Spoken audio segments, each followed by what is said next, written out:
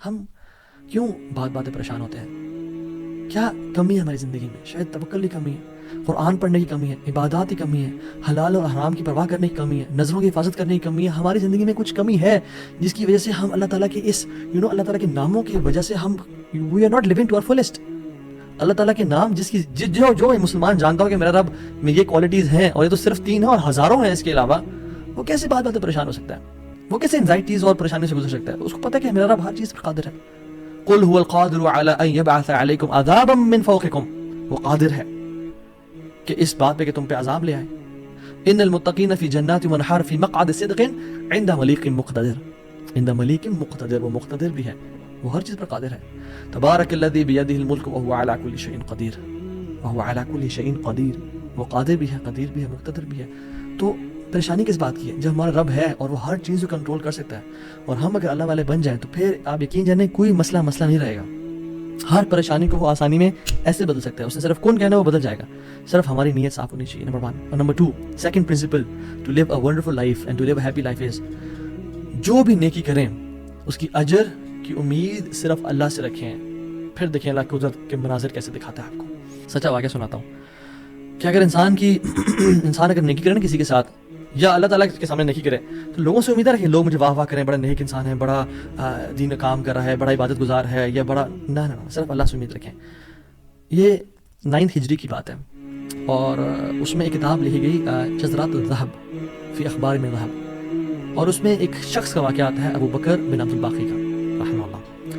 نوجوان تھے بالکل، انہوں نے وہ بیت اللہ گئے اور جب وہاں گئے تو انہوں نے اپنا سارا فریضہ سر انجام دیا.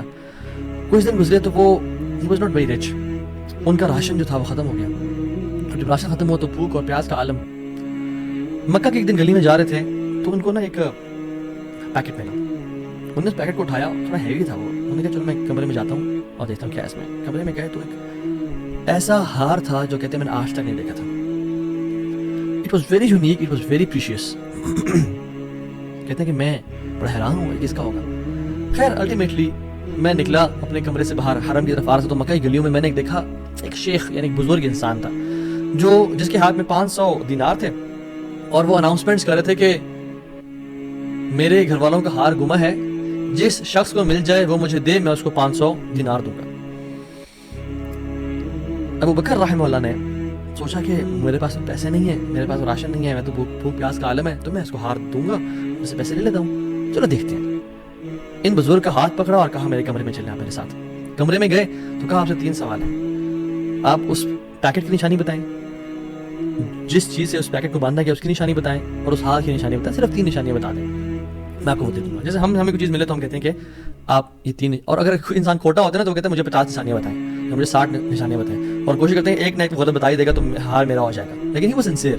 انہوں نے کہا 3 نشانیاں. پیکٹ کیسا ہے؟ اس کو کسی سے باندھا گیا اور اس کے ہار کیسا ہے؟ انہوں نے کہا پیکٹ ریشم کا ہے. انہوں نے کہا بالکل ٹھیک آپ نے. انہوں نے کہا کہ جو پیکٹ جس چیز سے پیکٹ کو باندھا گیا وہ بھی ریشم کا دھاگا ہے. انہوں نے کہا بالکل ٹھیک آپ نے.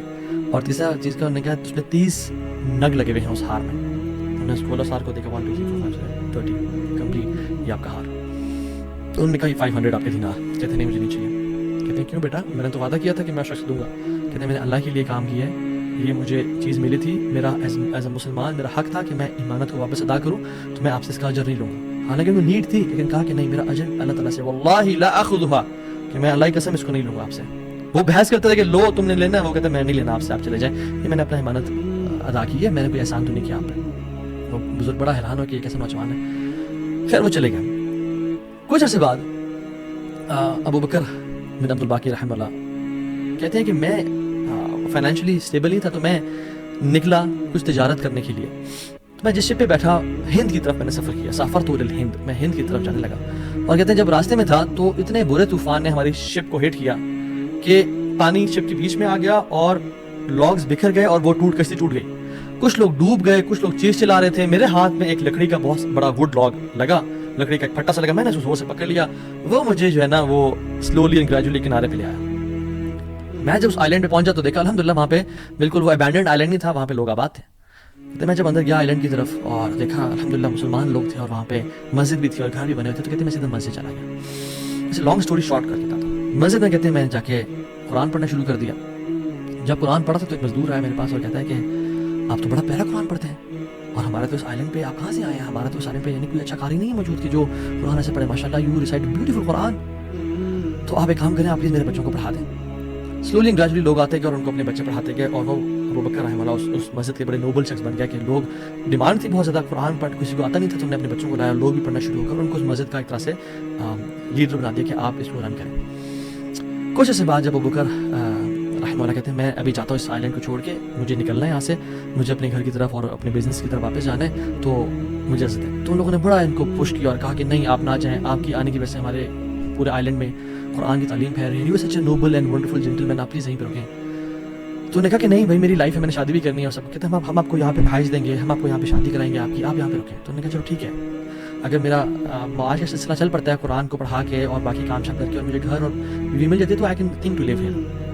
انہوں نے ان کی شادی کر دی ایک عورت سے اور کہا کہ یتیم لڑکی ہے اس سے آپ کی ہم شادی کرتے ہیں.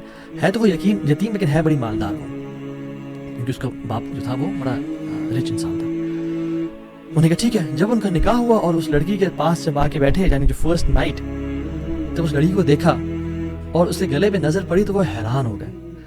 یہ دیکھے کہ جو مکہ کی گلیوں میں ان کو جو نیکلس ملا تھا وہ اس لڑکی نے اپنے گلے میں پہنا تھا. وہ بڑے حیران اور پریشان ہو گئے. کچھ ٹائم بعد جب لوگوں نے پوچھا سب معاملات ٹھیک ہیں، سب سیٹ ہے، کوئی مسئلہ پریشانی تو نہیں، کہتے ہیں کہ سب ٹھیک ہے الحمدللہ. ایک چیز میرے ذہن میں ہے جو مجھے جس کا جواب نہیں ملا مجھے. کہتے ہیں کہ جو میری بیوی ہے، اور میں سے پوچھ بھی نہیں سکا ابھی تک کیونکہ حیا اور شرمندگی کی وجہ سے کہ تم نے کہاں سے ملا، because it's very expensive necklace. کہیں اس کو یہ لگے کہ میں لالچی انسان ہوں یا میری نظر اس کے نیکلس پہ ہے. تو یہ نیکلس اس کو کہاں سے ملا؟ مجھے تو مکہ کی گلیوں میں ملا تھا اور میں نے ایک بزرگ انسان کو دیا تھا. وہ لوگ کیا کرنا شروع ہو گئے، فہللوا وکبروا، وہ کہتے لا الہ الا اللہ، اللہ اکبر کہنا شروع ہو گئے وہ لوگ. اور کہتے ہیں کہ تم وہ نوجوان ہو. کہتے ہیں کہ اس کا باپ جو اس علاقے کا ایک بڑا انسان تھا، وہ ہمارے پورے اس علاقے میں ایک کہانی سنایا کرتا تھا کہ ایک شخص مجھے ملا، اس شخص سے زیادہ نیک انسان میں نے آج تک نہیں دیکھا، اس سے زیادہ امانت دار شخص میں نے آج تک نہیں دیکھا. وہ ہمیں ایک لڑکی کی کہانی سنایا کرتا تھا کہ ایسے سے اس کو نیکلس ملا، اس نے مجھ سے پیسے لیے اور مجھے وہ اتنا قیمتی ہار واپس دے دیا. اور وہ باپ اللہ کا نہیں، وہ دعا کیا کرتا کہ یا رب میری بیٹی کی شادی اس بندے سے کروا دے یا رب جس نے مجھے وہ ہار ڈھونڈ کے دیا تھا. اور آج آپ یہاں پہ آگے، اللہ تعالیٰ کیسے آپ کو یہاں پہ لے کے آیا. اور وہ بڑا حیران ہوا کہ سبحان اللہ کس طرح سے انہوں نے ہار اللہ کے لیے دیا اور اس کا اجر صرف اللہ سے کی امید رکھی، اور اللہ تعالیٰ نے کہاں سے لا کے ان کو یہاں پہ ان کی شادی کروائی اور ان کی لائف کو سیٹل کیا اور ہار بھی ان کو واپس لوٹا دیا. اور سبحان اللہ انہوں نے کتنے دینار کو دھتکارا تھا اور ریجیکٹ کیا تھا، 500 دینار کو. کہتے ہیں کہ مجھے ایک ٹائم میں لائف کے ہمیں ضرورت پڑی ہسبینڈ وائف کو، تو ہم نے کہا کہ اس ہار کو بیچ دیتے ہیں. جب اس ہار کو ہم نے بیچا تو اس کا 5 لاکھ دینار ہمیں ملے، 5 لاکھ دینار اس کو ملے. یعنی اس میں 500 کو انکار کیا اور اللہ تعالیٰ نے 5 لاکھ دینار واپس کر دیے. ہار بھی دے دیا، ہار والی بھی دے دی، سیٹل بھی کر دیا لائف کو. ان اللہ علی کل شیء قدیر، اللہ تعالیٰ ہر چیز پر قادر ہے. اس کے لیے کچھ مشکل نہیں ہے میرے بھائی اور میری بہنوں. آپ کی لائف میں پریشانیاں ہیں، مشکلات ہیں، زندگی تنگ ہے، آپ اللہ کو اس کے ناموں سے پکاریں، آپ اپنی نیت ٹھیک کریں، آپ اپنے اجر کا سوال لوگوں سے نہ کریں، صرف اللہ سے امید رکھیں، پھر دیکھیں آپ کی زندگی کس طرح سے آسان ہوتی ہے.